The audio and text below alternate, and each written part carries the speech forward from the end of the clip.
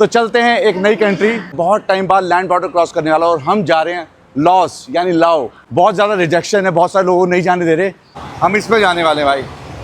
यहाँ हर कोई नहीं आ सकता। Okay okay okay okay okay okay. ये जनरल क्लास है जिसमें मैं बैठा हुआ हूँ और ये वाली ट्रेन जो है स्पेशल है, पर एक चीज़ अच्छी है, बहुत ज़्यादा साफ सुथरा है। उसका पासपोर्ट इजरायली था, ईरानी था, पता नहीं कौन सा था, उसको पता नहीं इधर भगा रहे थे। मैं कह लो भाई उसको भगा रहे थे, ये मुझे ही भगाने वाले हैं। सारे काम तो सही होने नहीं है भैया, इंडियन का पासपोर्ट देके थोड़ा परेशान करेंगे उसको। ही लोग कह रहे थे कि करप्शन है, करप्शन में समझ गया क्या है भाई। बहुत पेपर छाने उन्होंने, क्योंकि मेरे पासपोर्ट में वीज़ा बहुत लगे हुए हैं। कुछ करेंसी के हिसाब से भैया आपका भाई बहुत अमीर हो गया। वेलकम है आप लोगों का एक नई कंट्री में।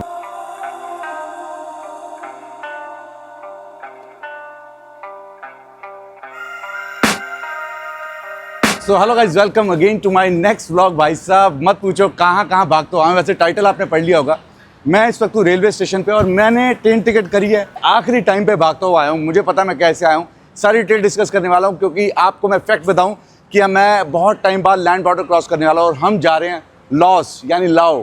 भाई अब इमिग्रेशन मेरे को मालूम नहीं, बहुत सारी सुनने में कहानी आ रही है कि ये हो रहा है वो हो रहा है, तो अब देखते क्या होता है भाई। और मैं आपको बता दूं भैया, गला भी तुम्हारे भाई का ख़राब हो चुका है, तो पहले चलते हैं अंदर। ऑलरेडी सिर्फ 10 मिनट बचे हैं ट्रेन बोर्ड करने के लिए। ये ट्रेन टिकट मिली है। Hello brother, thank you.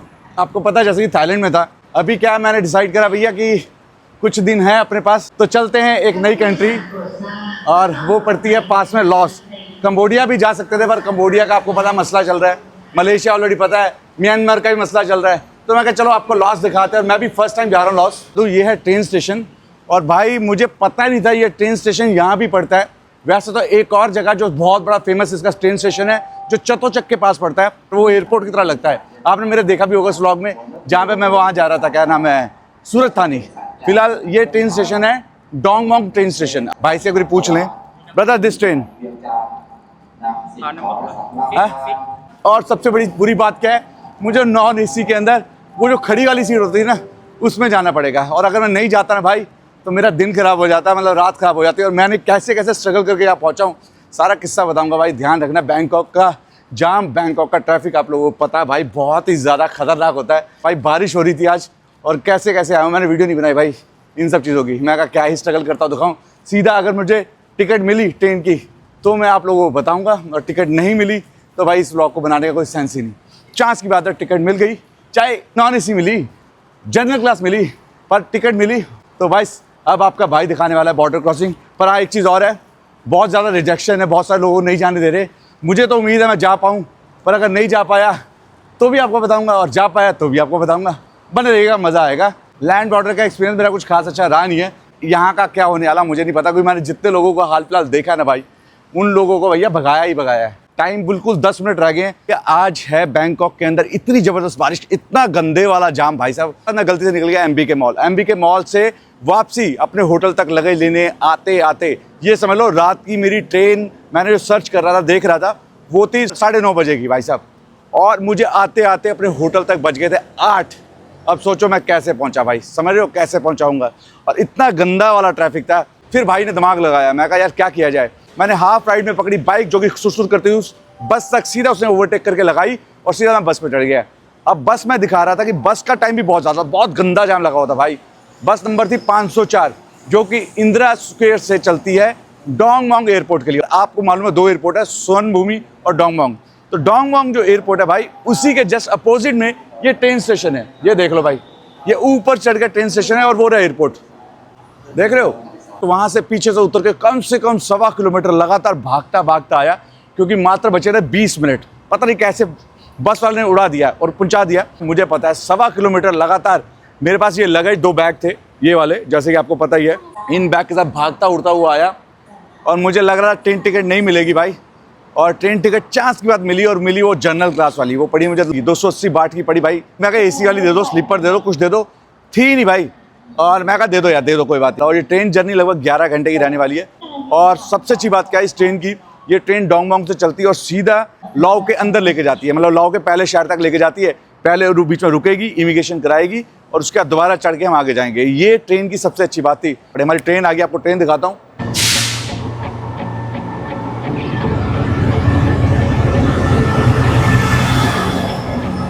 खुली खिड़की वाले रहने वाले अपने। ये एसी सीटिंग है, ये स्लीपर है, ये जनरल क्लास है। हम इसमें जाने वाले हैं भाई। सो गाइस भैया हम बैठ चुके हैं अपनी ट्रेन में। आपको फटाफट दिखा दूं, ये ट्रेन है ये अपनी। पर एक चीज़ बताओ, यहाँ की जनरल क्लास भी देखो यार, क्या ही ज़बरदस्त साफ़ सुथरी ट्रेन है। हमारे इंडिया का क्या होगा भैया, क्या होगा भैया। यहाँ के जो ना वो टीटी है ना, वो पुलिस वालों की तरह लगते हैं। देखो ये जनरल क्लास है, कितनी साफ़ सुथरी है भाई। ये अपनी सीट है, इस पर जाना है और इसमें टॉयलेट भी है, साफ़ सुथरा भाई साहब, साफ़ सुथरा। हमारे यहाँ पुलिस वालों को रिकॉर्ड कर लो तो बवाल हो जाता है, इनको कोई दिक्कत नहीं है। और ये अपनी सीट आने वाली 8 नंबर ओपन सीट है, पंखे वाली वो है। तो ये कहाँ से चलेगा पंखा, पंखा ऑन कर देते हैं भाई। हाँ पंखा ऑन हो गया भाई। तो अपना सफ़र रहने वाला मज़ेदार। मैंने खाने को कुछ नहीं लिया है, लोग मुझे देख रहे हैं और लोग मैं उनको देख रहा हूँ। Hello India. अपना बैग वैग सेटल करते हैं। यहाँ पे जो ऊपर का ये जो है ना एरिया, यहाँ पे हर कोई नहीं आ सकता। देखिए मैंने बाहर लगाते हैं, कुछ लगाया नहीं है, यहाँ हर कोई नहीं आ सकता। Okay okay okay okay okay okay. तो भाई ट्रेन चलने वाली थी, मैं बाहर निकल गया तो ट्रेन चल पड़ी। सही बोले उन्होंने, मेरे को भगा दिया अंदर, सही किया यार। ये जनरल क्लास है जिसमें मैं बैठा हुआ हूँ और ऐसी खड़ी सीट है भैया। पता नहीं क्या होने वाला है, कैसे सोने वाला हूँ। खाने को भी नहीं कुछ लाया। ये एयरपोर्ट है, देख रहे हो, जस्ट इसके सामने ये स्टेशन है। ट्रेन बहुत ही ज़्यादा साफ है यार। तो अभी रात की हमारी जर्नी है। ये ट्रेन लेगी 11 घंटे, पर आपके पास लॉस जाने का अलग अलग ऑप्शन है। एक है नोंगखोई जगह है, एक बॉर्डर का एरिया है, वहाँ तक, वहाँ से फ्रेंडशिप ब्रिज स्टार्ट होता है। श्योर है भाई। तो वहाँ से आपको बस तक जा सकते हो, ट्रेन से जा सकते हो। और ये वाली ट्रेन जो है स्पेशल, जो चलती है डोंगमोंग से, ये ट्रेन सीधा आपका बॉर्डर के अंदर जाके इमिग्रेशन कराते हुए क्रॉस करा देती है। और अभी सच बताऊँ तो मुझे डर लग रहा है, पता नहीं लॉस में एंट्री मिलेगी नहीं मिलेगी। रात कैसे गुजरने वाली है मुझे नहीं पता। खाने को नहीं मेरे पास, सोने को भी नहीं है कुछ, और एसी की तो जरूरत नहीं है सच बताऊँ तो। बस ये है कि सीटें जो है ना, ये बिल्कुल ऐसे है। सफ़र का मज़ा का अपना मज़ा है। दूसरी बार मेरे साथ ऐसा हुआ है कि मैंने नॉन एसी ट्रेन पकड़ी है। लास्ट टाइम भी हुआ था, शोर बात है। पर एक चीज़ अच्छी है, बहुत ज़्यादा साफ़ सुथरा है। हाँ, हवा बड़ी मस्त चल रही है। और ये ट्रेन में अलग अलग ऑप्शन है। ये टिकट है 280 बाट की। एक टिकट है आपकी चेयर वाली, वो मेरे ख्याल से 450 या 500 बाट की है। एक स्लीपर है, वो शायद 800-900 बाट की है। 11 घंटे की जर्नी है, सुबह 9 बजे मुझे पहुंचाने वाली है। अगर आप बस से जाना चाहो तो शायद बस लेती है 570 या 580 बाट। इन सब प्राइस मुझे कैसे पता चले, तो मैंने एक ऐप है इनकी लोकल थाई 12 गो करके, उस पर मैंने सर्च करा है। मतलब आप काउंटर पे जाओगे, यहाँ का प्राइस अलग है और 12 गो का प्राइस बिल्कुल अलग है। इनके देखो ट्रेल की पटरी हैं, ये चीज़ें कितनी साफ़ सुथरी हैं भाई। सुनने में आया कि लॉस दुनिया की सबसे सस्ती कंट्री है। अभी तक मैंने जो ट्रैवल करा है, सबसे सस्ती कंट्री तो मुझे उज़्बेकिस्तान लगती है। अब लॉस वाकई में कितनी सस्ती है ये तो देख के पता चलेगा भैया। भाई इधर बैठ जाता हूँ, अगर कोई नहीं आया तो सो भी सकता हूँ। तो हमारे जैसे हमारे इंडिया में भी ट्रेन के अंदर खाना बेचते हैं, ये भी बेचते हैं, और क्या बेच रहे हैं समझ नहीं आ रहा है। आंटी है क्या ये बताओ? थाई खाना है ना? अथाई भाई, अथाई है, पर है क्या समझ से बाहर है। 60 बार नहीं 60 बाट की बात नहीं है, समझ नहीं आ रहा ये है क्या। राइस तो दिख रहे हैं, पर अंदर है क्या ये नहीं पता। और आंटी पूरी सेट है। ठीक है ठीक है आंटी, ठीक है आंटी।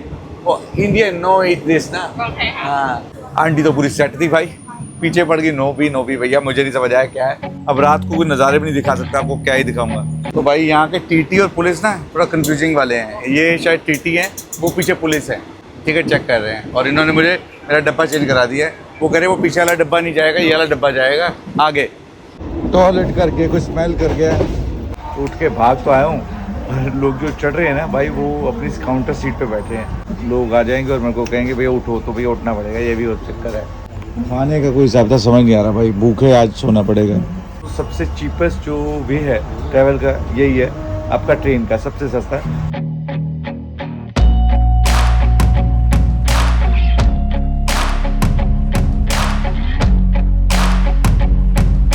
पता नहीं कौन सा स्टेशन पे है यार। चलो भाई। ओके मेरा गला बिल्कुल ख़राब हो चुका है, तो चल के पहले इमिग्रेशन कराते हैं। नोंगखाई है, नोंगखाई का स्टेशन है। पहले यहाँ से होगी अपनी exit. A few moments later. तो भाई फिलहाल तो तुम्हारे भाई को एग्जिट स्टैम्प दे दिए इन्होंने। मेरे से आगे ना एक पता नहीं ईरानी लड़की थी, एक उसका पासपोर्ट इजरायली था, ईरानी था, पता नहीं कौन सा था। उसको पता नहीं इधर भगा रहे थे, मैं कर लो भाई उसको भगा रहे थे, भैया मुझे ही भगाने वाले हैं। फिर मैंने पासपोर्ट दिया अपने, उसने कहा भैया आप वीज़ा है, मैं कहा भैया इस बॉर्डर पे मुझे सुनने में आया कि यहाँ आपको वीज़ा ऑन अराइवल मिलता है, $40 लगते हैं। करी ठीक है, उसने एग्जिट स्टैम्प दे दी। फाइनली ट्रेन चल पड़ी है भैया, हो गया लगता है सबका इमिग्रेशन। मेरे ख्याल से ये फ्रेंडशिप ब्रिज है लाओस का और उसका, उस पर पैदल चलना अलाउ नहीं है, कोई व्हीकल से जाना पड़ता है। ये रोड के ऊपर ही बनी हुई है पटरी। बच्चा देख रहा है कि मैं कर क्या रहा हूँ। लैंड बॉर्डर का इमिग्रेशन है यहाँ ना। चाइना की बहुत बड़ी इन्वेस्टमेंट है, देखो सारे जो कंटेनर है ना सब चाइना वालों के हैं। China railway express, China China China. भैया आ गया इनका इमिग्रेशन सेंटर। फाइनली भैया पहुंच गए हैं, देखते हैं क्या रहता है। इमिग्रेशन सामने है और कुछ ऐसा स्टेशन है, ये ट्रेन है अपनी। चलो देखते क्या रहता है। 1 hour later. So guys welcome है आप लोगों का एक नई कंट्री में। भाई साहब आपके भाई की एंट्री हो गई है लाओस के अंदर। भाई पूछताछ तो बहुत सारी हुई, आराम से बात करेंगे। फिलहाल मैं सोच रहा हूँ यहाँ से ना 2 जगह यहाँ की फेमस है। एक है कंट्री जिसमें अब कैपिटल है, जिसमें हम खड़े हैं, वैंतियान। बाकी पूछताछ तो आपसे होगी। इंडियन का पासपोर्ट देके थोड़ा परेशान करेंगे। उसके बाद आप यहाँ से अगली लुआन ऐसी कुछ जगह है, मतलब एग्जैक्टली मैं देखो फर्स्ट टाइम आया, मुझे मालूम नहीं है। तो वहाँ की ना ट्रेन टिकट हो जाती है, तो वो ट्रेन चलती है चाइना की। तो देखते हैं अगर ट्रेन टिकट मिल जाती है तो वो 1:30 बजे की ट्रेन है और 5:30 बजे पहुँचा देगी। पूछते हैं, पता करते हैं। सारे काम तो सही होने नहीं है भैया। यहाँ से ट्रेन चलती है जो कि लेके जाती है लुआंगवितान, जो इसकी सेकंड सिटी है, जो लार्जेस्ट वाली। भाई दिक्कत ये है कि भैया आज की ट्रेन ही नहीं है। जो सुबह वाली थी वो जा चुकी है 9:50 वाली, और वो फुल है। और जैसे मैं बाहर निकलता हूँ एग्जैक्टली यहाँ पे सिम कार्ड वगैरह मिल जाते हैं, अभी देखते हैं। और ये बस के काउंटर है, मतलब एयरपोर्ट साफ़ सुथरा है और गिनती के काउंटर है भाई। How much the SIM card? Do you have E SIM also? No have. भाई इनका प्लान तो ठीक है भाई। 3 दिन का दे रहे हैं $3 का 10 GB, 5 दिन का दे रहे हैं $4 का 10 GB, 7 दिन का दे रहे हैं 15। देखो प्राइस तो ठीक है। इनकी ये करेंसी है केप, जिसकी वैल्यूएशन मतलब बहुत ज़्यादा फ्लक्चुएट करती है, इसलिए डॉलर पे ज़्यादा खेलते हैं ये। पर दिक्कत है अपने को चाहिए ई सिम। भाई सिटी सेंटर जाना पड़ेगा, वहाँ से मिलेगी सिम, वरना हम बिना सिम के मसला हो जाएगा। गिनती के 2 काउंटर चालू हैं। उसके बाद आपका यहाँ पे प्राइवेट बस का, टुक टुक का, टैक्सी का। और भाई साहब वो तो लुटेरा एक बीच में बैठा हुआ है, वो भाई साहब मुझसे बोल रहा है कि भैया जो मेन सिटी तक पहुँचने के 600 बाट मांग लिए। मजाक चल रहा है 600 बाट, ना कि इनकी कीप करेंसी इनकी बहुत डाउन है। मैंने 20,000 कीप इनकी जो करेंसी का जो पेमेंट अमाउंट इनको दिया है वो दिया 35 बाट, यानी 35 बाट की वैल्यू यहाँ 20,000 कीप की है। कीप यहाँ की करेंसी है भाई, और इसको भी इंडियन करेंसी में कन्वर्ट करके बताऊँगा एक्जैक्टली कितना बैठता है अमाउंट। यहाँ से अब बस जाएगी वो वाली हरी शेयरिंग में। मुझे लगता है मुझे जाने की रिटर्न टिकट भी पूछ लेनी चाहिए थाईलैंड की कि क्या रहेगी उसकी, वो भी पता करके आते हैं। जिस पे आया हूँ मैं जनरल क्लास, 281 बाट की है, 574 बाट की है, और ये स्लीपर का है 784, 874। और शायद एक करेंसी एक्सचेंज शॉप है। US डॉलर में आपको यहाँ पे मिल रहा है रेट 21,500 का। Brother you accept Indian currency? No, Indian currency accept नहीं होती। बताओ, कोई लोग कह रहे थे कि करप्शन है। करप्शन में समझ गया क्या है भाई। वो जो लोग आप एंटर करोगे ना, तो जो आप फॉर्म भरवाते हैं, तो वो फॉर्म भरवाने वाले बंदे आपसे एक्स्ट्रा पैसे लेंगे। क्यों लेंगे? क्योंकि आपका फॉर्म लेके जाएंगे, आपको जाने की जरूरत नहीं, आपका वीज़ा लगवा कर ले आएंगे। वो उस चीज़ के पैसे लेते हैं, उसके सर्विस चार्ज हैं। ये अपनी बस है, बाकी बातें अंदर करता हूँ यार। उसका यहाँ पहुँचने के बाद भाई वो बंदा आ गया मेरे पास जो फॉर्म भरता है ना, आप कहाँ से हो, कहाँ रुकना है, कितनी करेंसी है, सब कुछ पूछने लग गया है। मैं कहा भाई सब कुछ है, कहाँ से आए हो? मैं कहा ये रहा मेरा ये रिटर्न प्लान है, मैंने थाईलैंड वापसी जाना है, मेरी फ़्लाइट टिकट, मैंने फ़्लाइट टिकट दिखा दी। कह रहे कहाँ से हो? मैं कहा मैं दिल्ली से हूँ। मैंने बताया फिर मैं सोशल मीडिया इन्फ्लुएंसर भी हूँ। पैसा कितना है? मैं कहा है पैसा, कोई दिक्कत नहीं है। देखने को लिए नहीं बोला, मतलब उसने बल बातचीत करके ना मेरा कॉन्फिडेंस ले रहा था कि भाई बंदे में कितना कॉन्फिडेंस है। तो उसे सब पूछा, चीज़ें पूछी, और मैंने एक फॉर्म भरा। एक इसमें वीज़ा ऑन अराइवल का फॉर्म होता है, एक इमिग्रेशन का फॉर्म होता है। 2 फॉर्म भरे और फ़ोटो लगाई, और उसके बाद दैट्स इट। मैं गया वीज़ा काउंटर पे, $40 दिए। कैश लेके आना, खुले नहीं तो बाट में पैसे जाएंगे। वो दिए बाट या डॉलर, बाट में ज़्यादा जाएंगे, 1700 बाट है या $40 है, वो मैंने पे करा। मेरा वीज़ा है, उन्होंने स्टिकर वीज़ा लगा कर दिया, बड़ा अच्छा लग रहा है, बड़ा प्यारा सा। बहुत पेपर छाने उन्होंने, क्योंकि मेरे पासपोर्ट में वीज़ा बहुत लगे हुए हैं, कुछ स्टिकर वीज़ा भी बहुत लगे हुए हैं। तो उन्होंने ऑल ओवर को स्टैम्प करके इन कर दिया, समझ रहे हो। तो बहुत सारे लोगों को लग रहा था नहीं जाने देंगे, और वाकई में दिक्कत हो रही है। अगर आप फ्लाइट से आ रहे हो, आपको एयरपोर्ट पे, बैंकॉक के एयरपोर्ट पे, क्योंकि डायरेक्ट फ्लाइट है नहीं, तो वहीं आपको रोक लेंगे। और वहाँ रोकने के बाद भैया आपसे करेंसी पूछेंगे, बुकिंग पूछेंगे, रिटर्न टिकट पूछेंगे, और वो तामझाम पूछने का वो आपका पैसा बर्बाद कर देंगे। मुझे मेरी जानकार ने बोला भी कि भाई साहब फ्लाइट से चले आओ। मैं कहा नहीं यार, लॉस होगा तो ट्रेन टिकट का ही होगा, इससे ज़्यादा नहीं होगा भाई। फ्लाइट से जाऊँगा तो भैया वो ताम झाम ज़्यादा करते हैं, फ्लाइट टिकट है भी महंगी।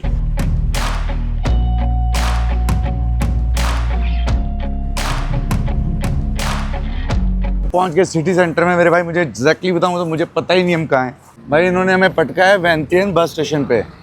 अब स्प्रिंग मॉल पूछते कहाँ हैं। Where is the spring mall? Spring mall this one भाई, ये मॉल है कोई।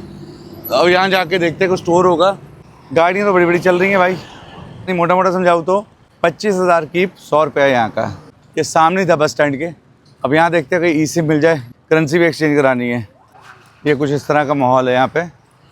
कस्टमर सर्विस करके एक स्टोर है, यहाँ पे ई सिम है, अवेलेबल है। शुक्र है भैंस की जान, मुझे लग रहा था मिलेगी नहीं, पर यहाँ पे मैं देख रहा हूँ कपड़े बढ़िया यार। कह रहे कीप चेंज करा लो, ज़्यादा बेटर रहेगा। तो देखते हैं यार, $50 कीप चेंज कराते हैं।